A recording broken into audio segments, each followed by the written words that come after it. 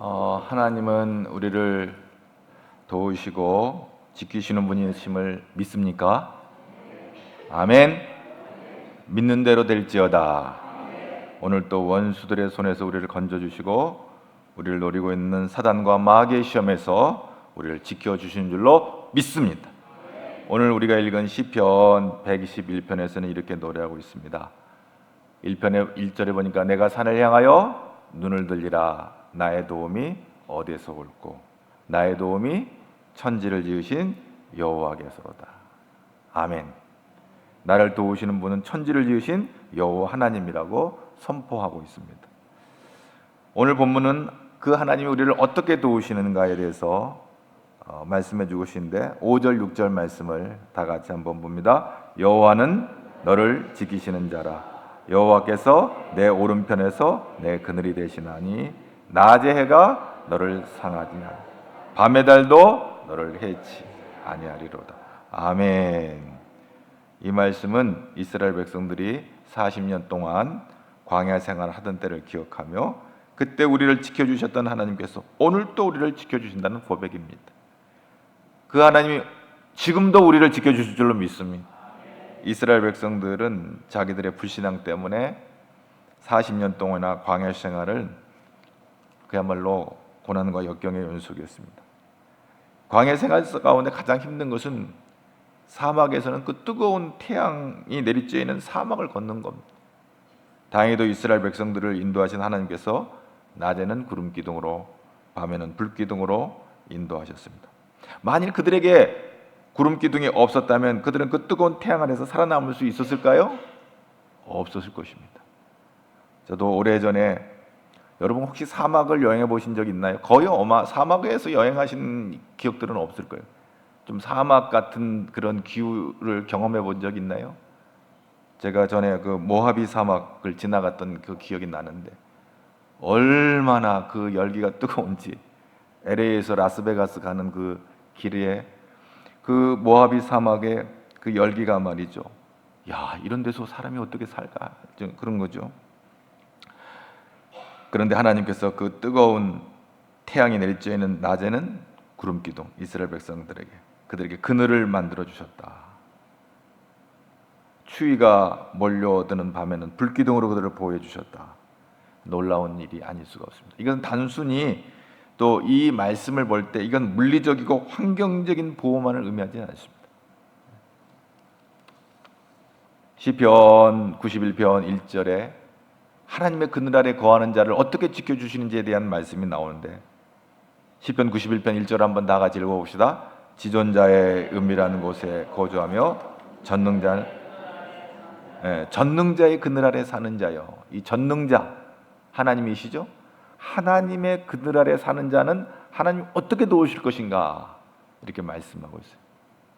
2절부터 6절까지 한번 다 같이 봅니다. 나는 여호와를 향하여 말하기를 그는 나의 피난처요 나의 요새요 내가 의뢰하는 하나님이라 하리니 이는 그가 너를 새 사냥꾼의 올무에서와 심한 전염병에서 건지실 것이미로다.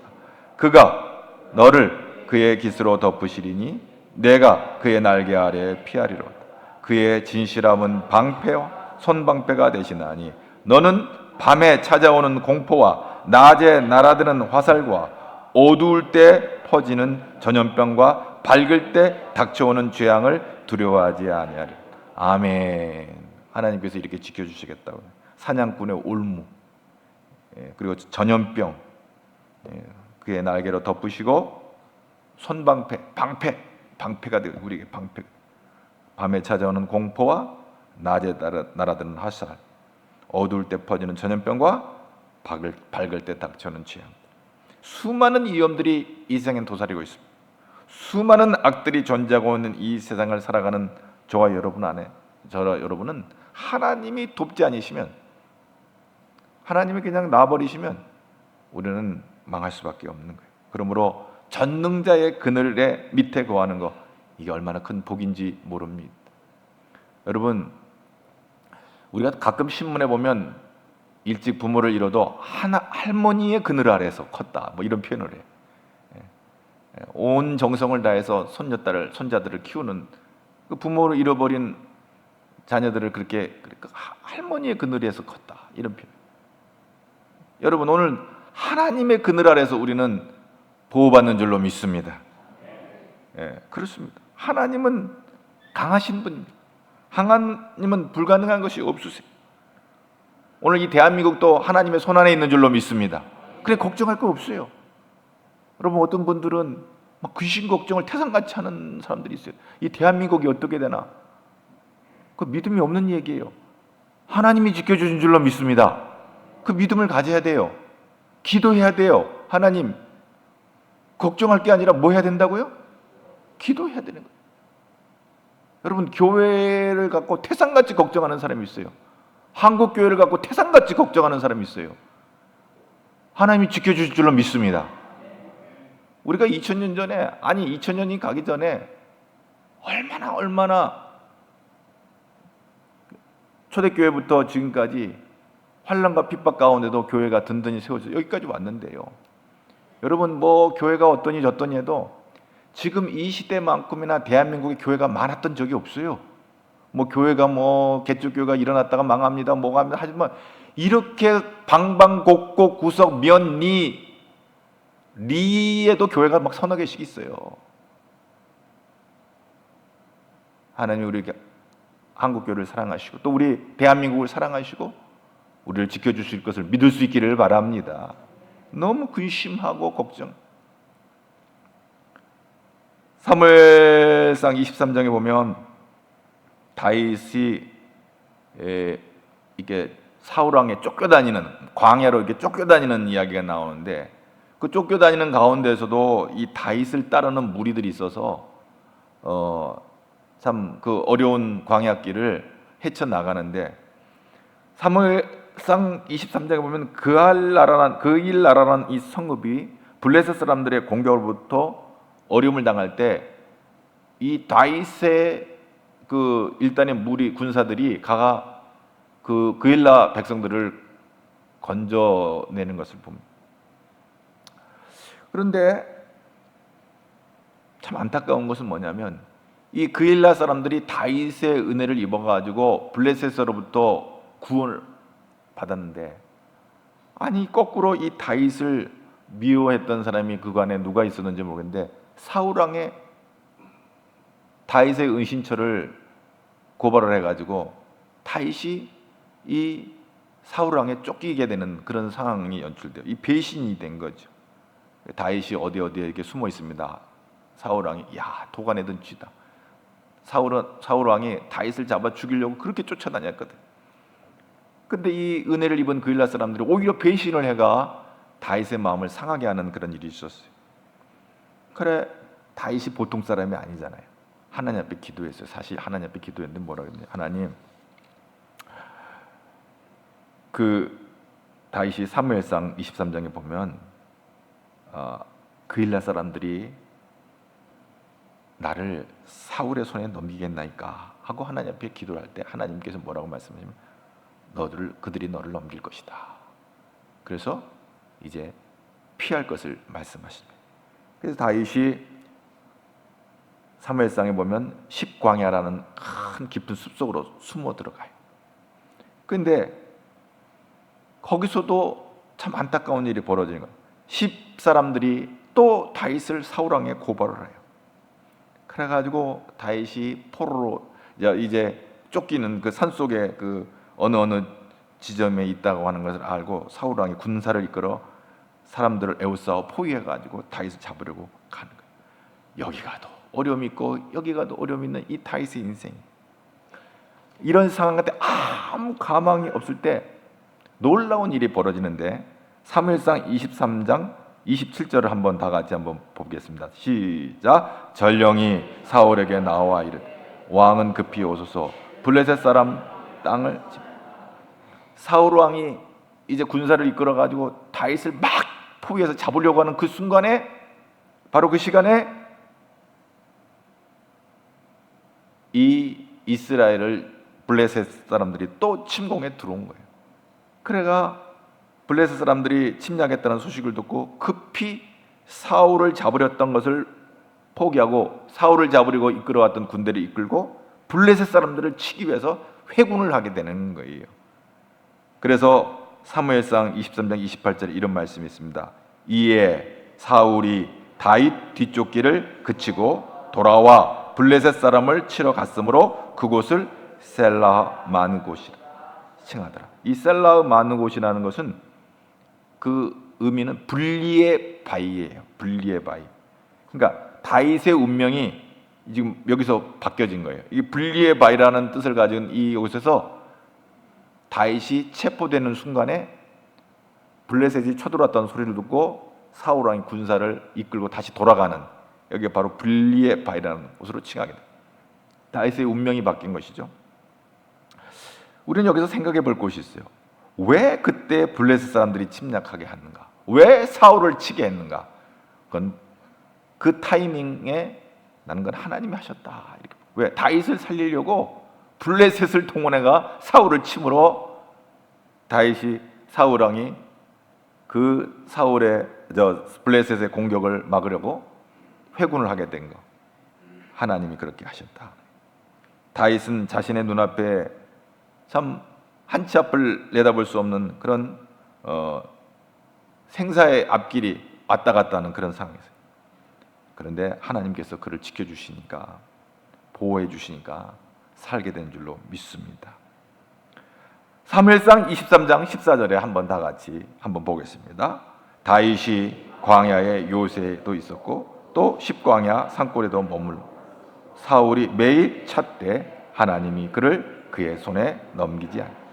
매일 찾다는 것은 계속해서 찾고 추적에 들어오는 거예요. 매일. 그러니까 얼마나 두렵겠어요, 다윗의 입장에서. 그러나 하나님이 그를 그의 손에 넘기지 않아요. 할렐루야. 이게 살게 되는 줄로 믿습니다. 여러분, 우리가 이 험한 세상 살지만 하나님이 이 악한 세상에 우리를 내버려 두지 아니하시고 붙잡아 주시면 사는 줄로 믿습니다. 하나님이 다윗을 붙잡아 준 것처럼 다윗을 사울 왕에 넘겨주지 아니하고, 이게 뭐야? 하나님이 그를 그의 손에 넘기지 않았다. 사울 왕의 손에 넘기지 않았다. 그러니까 사는 거예요. 사울 왕은 날마다 다윗을 잡으려고 추적했지만 그 위험한 상황 가운데서 하나님이 넘겨주지 아니하니까 사는 거예요. 오늘 또 이 시간에 하나님 살려주셔서 오늘도 이 예배당에 나와 예배드리는 줄로 믿습니다. 그러니까 감사할 것밖에 없는 거예요. 감사합니다. 감사합니다. 감사할 것밖에 없어요. 지난 한 주간에 뭐 속상한 일이 있었어요? 어려운 일이 있었어요? 낙심되는 일이 있었어요? 마음 상한 일이 있었어요? 여러분, 하나님이 우리를 지켜주셔서 하나님을 예배하는 예배자로 세워주신 것으로 감사할 수 있기를 바랍니다. 또 한 가지 생각해 볼 것은, 이제 다윗 얘기 말고 엘리야 얘기를 해보려고 하는데, 엘리야도 광야로 이게 나간 이야기가 있어요. 엘리야가 갈멜산에서 바알 선지자들과 대결해서 대승을 거뒀습니다. 이 소식을 전해들은 그 이스라엘의 아합 왕의 부인 이스벨, 이게 이 여인이 아주 우상의 아주 중심에 섰던, 이스라엘 우상의 중심에 섰던 여인인데, 이 이세벨 왕비가 자기를 따르는 바알의 모든 그 제사장들을 다 죽였다는 소식을 듣고는 엘리야를 죽이겠다고 겁박을 하게 됩니다. 너 내일 죽는다 하고 사람을 보냈습니다. 이 겁먹은 엘리야가 걸음 하나 살려라고 광야로 도망을 갑니다. 참 안타까운 일이 아닐 수가 없어요. 그 바알의 그 제사장들과 싸워서 대승을 거둔 이 엘리야가, 하나님의 은혜, 그 놀라운 기적을 체험했던 이 엘리야가 이세벨 왕비가 너 죽인다고 그러니까 그게 놀라워, 그 한마디에 광야로 도망을 가버렸어요. 참 기가 막힌 일이 아닐 수가 없습니다. 열왕기상 19장 4절 5절 한번 다 같이 한번 보도록 하겠습니다. 자기 자신은 광야로 들어가 하룻길쯤 가서 한 로뎀나무 아래에 앉아서 자기가 죽기를 원하여 이르되 여호와여 넉넉하오니 지금 내 생명을 거두시옵소서. 나는 내 조상들보다 낫지 못하나이다 하고 로뎀나무 아래에 누워 자더니 천사가 그를 어루만지며 그에게 이르시되 일어나서 먹으라 하는지라. 자, 엘리야가 광야로 들어가서 맨 처음 한 일은 그늘을 찾는 일이었어요. 겨우 로뎀나무 아래에서 자리를 차지하고 숨을 돌리며 거기에 앉아서 한다는 소리가, 아이고 차라리 여기서 죽는 게 낫겠다 라고 탄식을 하고 있는 거예요. 그런데 하나님께서 거기 찾아오셔서 엘리야를 위로하고 다시 새 힘을 주시는 것을 보게 됩니다. 다시 5절 말씀, 19장 5절 말씀 볼까요? 로뎀나무 아래 누워, 열왕기상 19장 5절, 로뎀나무 아래에서 누워 자더니 천사가 그를 어루만짐 그에게 이르되 일어나서 먹으라. 로뎀나무 아래에서 그 지쳐가지고 이제 거기 뭐 광야로 얼마나 막 허겁지겁 뛰어가 광야로 나가서 그 로뎀나무 그 아래 누워가지고 차라리 나 여기 죽겠습니다 하고 있는데 지쳐서 거기서 잠드는 거예요. 그때 천사가 와서 그를 어루만지고 일어나서 음식을 가져 준비해서 먹으라 하고 원기를 회복시키는 그런 장면이 이제 열왕기상 왕상 19장 5절 이후로부터 등장하고 있는 것입니다.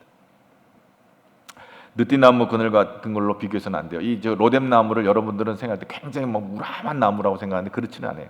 광야의 로뎀나무는요 관목으로 그냥 조그만 나무예요. 조그만 나무. 그 밑에 겨우 비집고 들어가 앉아가 그늘만 피하고 있는 거예요. 그늘만. 그 그늘이라 할지라도 쉼이 있는 거죠. 만약에 엘리야가 로뎀나무마저 없었다면 아마 그가 탈진해서 쓰러져 죽고 말았을 거예요. 여러분, 우리 가지중앙교회는 로뎀나무인 줄로 믿습니다. 여러분이 지치고 힘들 때마다 하나님 앞에 나와서 엎드려 기도하고 우리가 이 가지중앙교회에 와서 기도할 때 하나님께서 들으시고 여러분을 도우시는 줄로 믿습니다. 여러분이 예배하는 자리가 로뎀나무 자리인 거예요. 비록 부족할지라도 하나님 앞에 나와 엎드려 예배하고 기도할 때 위로부터 놓으시는, 오늘 하나님께서 천사를 보내셔서 도우시는, 하나님은 어떠한 방법으로 우리를 도우시는지를 알 수가 없어요. 그러나 하나님은 엘리야를 천사를 보내셔서 먹을 것을 준비해가 그 지쳐있는 엘리야를 위로해주고 회복시키시는 것을 보게 되죠. 여러분, 우리가 영적으로 이렇게 탈진됐을 때 우리는 하나님을 찾지 아니하면 안 돼요. 여러분 잘 아는 그 인도 캘커타의 그 귀한 수녀 테레사 수녀를 아마 알 것입니다. 그가 사랑의 선교 수녀를 만들어서 평생토록 가난하고 병든 사람 또 죽어가는 사람들 호스피스로 봉사활동을 해가 그 공로로 1979년에 노벨 평화상을 받은 수녀 여러분 잘 알고 있을 것입니다. 그가 1950년 우리나라가 6.25 전쟁이 한참일 때 인도에서 사랑의 선교회를 만들어가 정말 줄이고 목마르고 어려운 고통받는 영혼들을 섬기는 그런 구제사역을 감당을 했습니다. 근데 그가 그런 구제사역을 감당하는 가운데서도 그렇게 왕성하게, 아마 이것은 뭔가 그 뜨거운 마음, 사랑하는 마음, 하나님이 부어주신 그 사랑의 마음이 아니고는 이런 일을 여자가 홀로 감당하기 어려운 일인데 그 일을 감당하면서 아마 어떤 힘든 일이 있었는지 그가 1954년 편지에 이런 글을 그 지인에게 보냅니다. 마치 모든 것이 죽은 것처럼 내 안에서 너무나 끔찍한 어둠이 있다. 내 영혼에 왜 이렇게 많은 고통과 어둠이 있는지 이야기해달라고 이렇게 적었어요. 내 안에 뭔가 어둠이 있다. 너무 힘들다. 응? 그리고 내 영혼이 너무 힘들어 고통스러워. 아마 그게 쉬운 일은 아니었을 거예요. 그 사랑의 선교회 일이 참 그 열악한 상황에서 인도에서 그런 구제 사역을 하는 건 쉬운 일이 아니에요. 자기 마음을 그렇게 털어놓았어요. 근데 이것이 그때뿐인 것 같지는 않아요. 왜냐하면 그가 1979년에 12월 10일 날 노벨상을 받기 한 달 전에 9월에 또 보낸 편지 가운데 이런 편지를 써요. 나에게는 침묵과 공허가 큽니다. 나는 보려 해도 볼 수 없고 들으려 해도 들리지 않고 기도할 동안에도 혀를 움직이려 말할 수도 없고 내가 기도하려고 하는데도 기도가 안 된다는 거예요. 당신이 나를 위해서 기도해 주시길 바랍니다. 이런 편지를 지인에게 보낸 것을 봅니다. 여러분, 아무리 믿음이 좋아 보이는 사람들도요, 사람들을 보이기에 참 기가 막힌 일을 감당하지만 지치고 힘든 거예요. 이게 영적 탈진이거든요.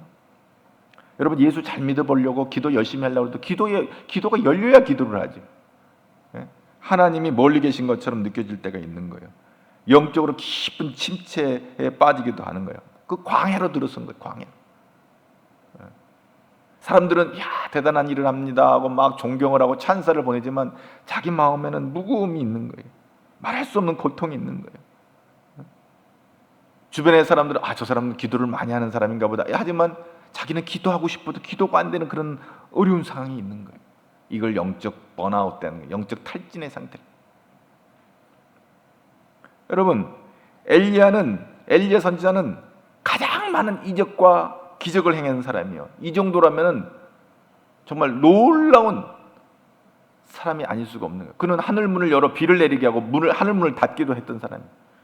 죽은 가부의 아들을 살리기도 했어요.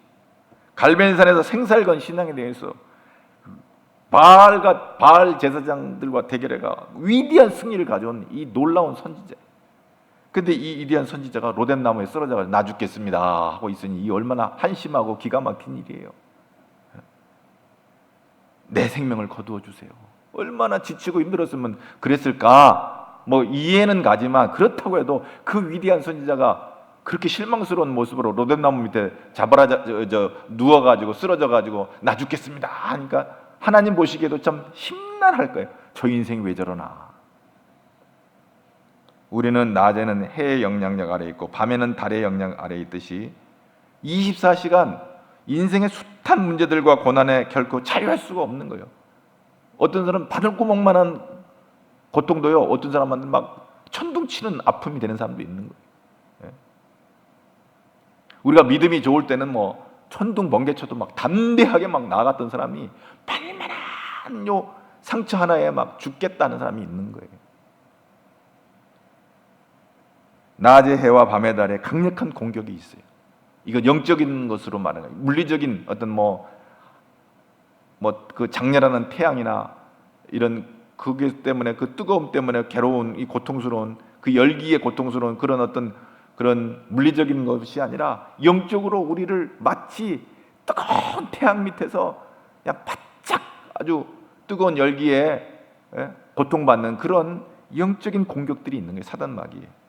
이 세상의 공중권세 잡은 악한 영들이 믿는 자들을 어떻게 하든지 넘어뜨리려고 그렇게 공격을 해요. 그래서 마치 장렬한 태양이 식물의 수분을 빼앗아 말라 죽게 하는 것처럼 사단은 우리의 영혼을 메마르게 하고 끝내 우리의 영혼을 죽게 해서 우리의 구원에서부터 떠나가게 하고 하나님을 모른다게 하고 예배의 자리를 떠나가게 하고 기도의 자리를 떠나가게 하고 이 사단의 강력한 공격 때문에 우리 마음이 상처를 입고 쓰러져 버리는 그런 인생들이 있는 거예요.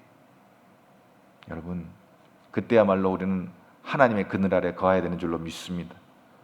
하나님의 그늘 아래 거해야 돼요. 그래서 그 그늘 아래서 우리 자신을 지키고 그 그늘에서 우리는 하나님의 도우심을 받아야 돼요.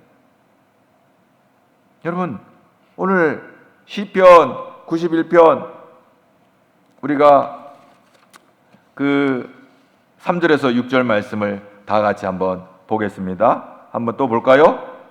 이는 심한 전염병에서 건지실 것이미로다. 그가 너를 그의 깃으로 덮으시 내가 그의 날개 아래 피하리로다. 그의 진실함은 방패와 손방패가 되시 너는 밤에 찾아오는 공포와 낮에 달아드는 화살과 어두울 때 퍼지는 전염병 밝을 때 닥쳐오는 재앙들을 두려워하지. 왜야? 우리가 하나님의 그늘 아래 거하게 돼.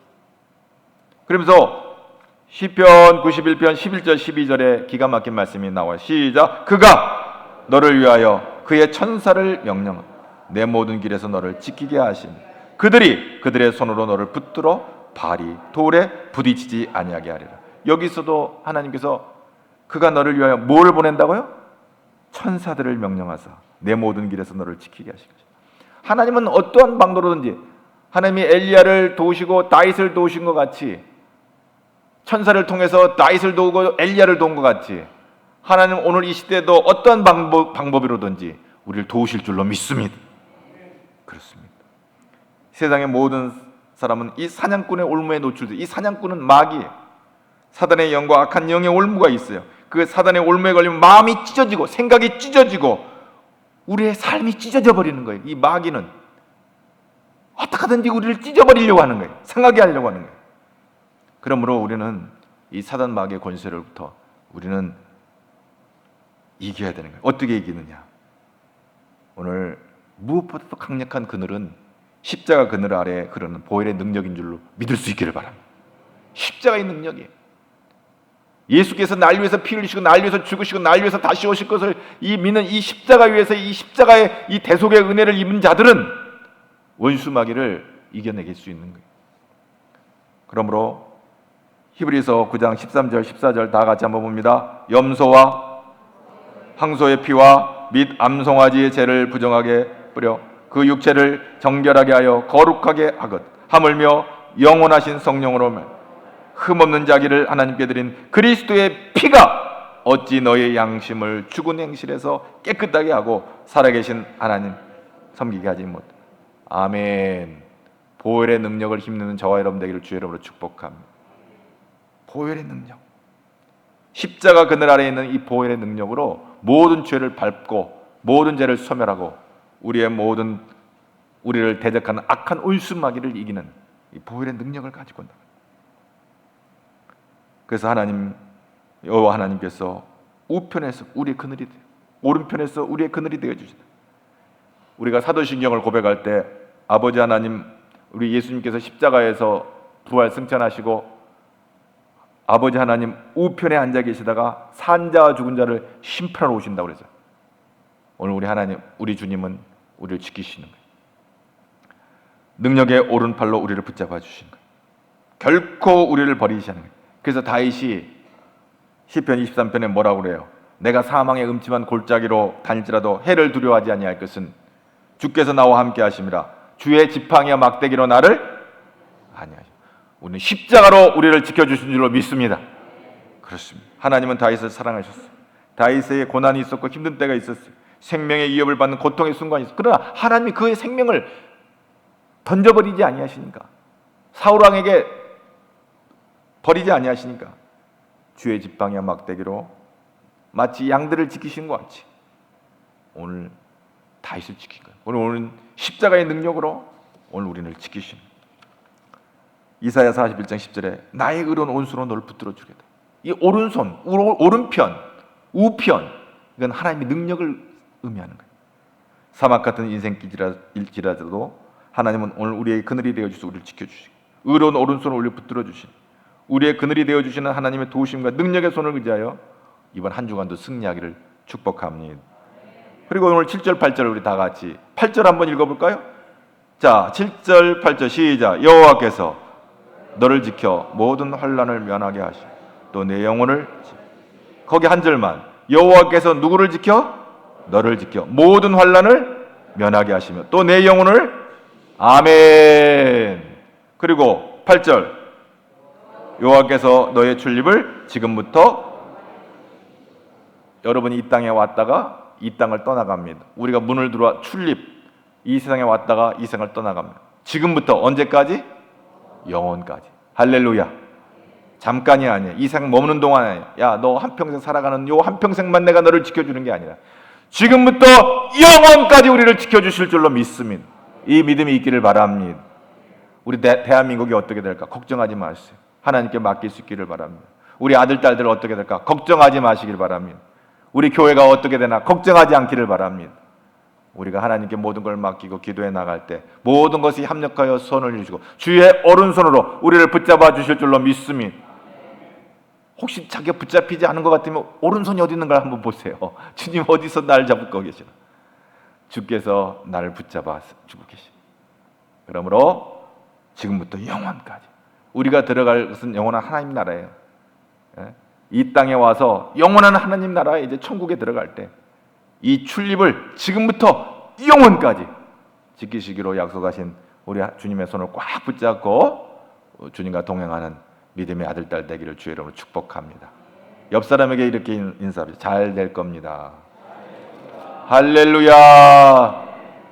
무슨 말인지 모르겠지만 당신의 입을 통해서 내가 잘 된다고 하는 거니까 잘 된 줄로 알고 가겠습니다. 이렇게 생각을 하면 되는 거예요. 여러분이 인생에 어떤 크고 작은 어려움이 있는지 나는 알 수가 없어요. 그러나 오늘 옆에 사람을 통해서 천사를 통해서 하나님께서 옆에 사람 성도들의 입을 통해서 잘 될 겁니다. 예수님 안에서 잘 될 겁니다. 하나님이 여러분의 손을 붙잡아 주실 것입니다. 여러분을 버리지 않을 것입니다. 여러분을 포기하지 아니할 것입니다. 잘 될 겁니다. 할렐루야. 한 번 더 옆 사람에게 잘 될 겁니다. 앞 사람에게도 그렇게 인사합시다. 옆 사람에게도 그렇게 인사합니다. 잘 될 겁니다. 예수님 안에서 잘 될 겁니다. 할렐루야. 잘 될 줄로 믿습니다. 지금부터 영원토록 함께 하실 줄로 믿습니다. 여호와 아멘 아멘 아멘 아멘 아멘 아멘 아멘. 여호와께서 너의 출입을 지금부터 영원까지 지키시리로다. 하나님 감사합니다.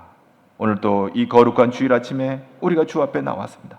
이 세상은 참으로 얼마나 어렵고 힘든 일이 많은지, 또 마치 저 여름의 무더위와 같이 뜨거운 태양과 같이 아버지 참으로 그 열기로 인해서 고통스러운 우리의 이 인생길을 걸어가는, 사막 같은 인생길을 걸어가는 인생들이 얼마나 많은지 말로 할 수 없지만, 하나님께서 우리를 지키시면, 하나님께서 우리의 그늘이 되어주시면 우리가 넉넉히 이길 줄로 믿습니다. 승리할 줄로 믿습니다. 우리를 인도하여 주시옵시고 주의 이름으로 승리자들이 되어 지금부터 영원까지 주님과 함께 동행하는 믿음의 아들, 딸들이 되도록 복을 내려 주옵소서. 예수님 이름으로 기도합나이다.